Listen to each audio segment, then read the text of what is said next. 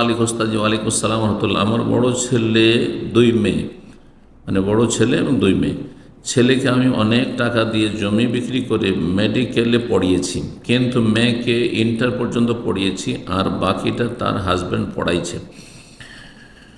এখন ছেলেকে তো বাবার সম্পত্তি দেওয়া হবেই, সাথে কি মায়ের গয়নার ভাগ দেব, সেটা কিভাবে ভাগ করব? ওই একইভাবে যেমন জমি জায়গা, ছেলেকে বাবার সম্পত্তি দিয়েছেন বা দিতে হবে, আর মেয়েকে দিতে হবে না।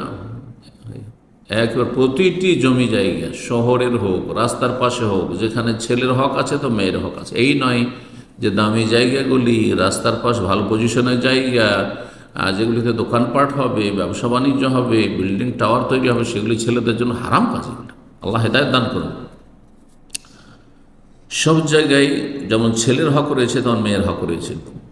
তারপরে বাবার ধন সম্পদের যেমন হক রয়েছে ছেলে মেয়েদের ভাগ বন্টনের ক্ষেত্রে, মিরাসের ক্ষেত্রে, তেমনি মায়ের ক্ষেত্রে, মায়ের গয়নার ক্ষেত্রে লিজযাকারি মিসলু হাযিল উনসায়াইন, ছেলেকে দ্বিগুণ দেবেন আর মেয়েকে 1 গুণ দেবেন। ওই রকমই বাবার জমি জায়গার ক্ষেত্রে অথবা মায়ের নামে জমি জায়গা আছে, ধন সম্পদ বাড়ি ঘর আছে, যদি 3টে ফ্ল্যাট থাকে তাহলে 2টো ফ্ল্যাট পাবে ছেলে, তো 1টা পাবে মেয়ে, 1 মেয়ে থাকলে এইভাবে ভাগ করতে হবে। জি, আল্লাহ ইনসাফ করার তৌফিক দান করুন, না হলে ফেঁসে যাবেন বাবা মারা। তারপরে বলছেন মেয়েদেরকে এত টাকা খরচ করে পড়ায়নি, পড়াশোনা করানো, দেখেন তরবিয়ত করা, পড়াশোনা করা, চিকিৎসা করা, খাওয়া দাওয়া দেওয়া, এই ক্ষেত্রে সমান করা আবশ্যক না। এখন খেতে বসে ছেলেমেয়েরা খেতে বসেছে, তো আপনি কি ছেলেকে ডবল খাওয়াবেন মেয়ের সাথে? হ্যাঁ, না সবাইকে সমান সমান করে ভাত তুলে দেবেন, তরকারি তুলে দেবেন? না, যার যতটা প্রয়োজন ততটা।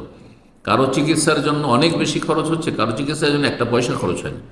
কারো লেখাপড়া করার ক্ষেত্রে খুব বেশি খরচ হচ্ছে, কারো কম হচ্ছে বা হয়নি, সেটা ভিন্ন বিষয়। কেউ ফ্রিতে লেখাপড়া করে নিল, চান্স পেয়ে গেল, আর কাউকে আপনার ডোনেশন দিয়ে পড়াতে হচ্ছে, সেটা জায়েজ রয়েছে, এই ক্ষেত্রে জায়েজ রয়েছে। কিন্তু যখন মিরাসের ভাগ বন্টন হবে, অথবা আপনি আতিয়া হেবা দেবেন আপনি, তখন ইত্তাকুল্লাহ, আল্লাহকে ভয় করুন, ওয়াদিলু বাইনা আওলাদ, ছেলে মেয়েদের মাঝে সুবিচার কায়েম করুন। রাসূলুল্লাহ সাল্লাল্লাহু আলাইহি ওয়াসাল্লামের সহিহ বুখারী মুসলিমের প্রসিদ্ধ হাদিস।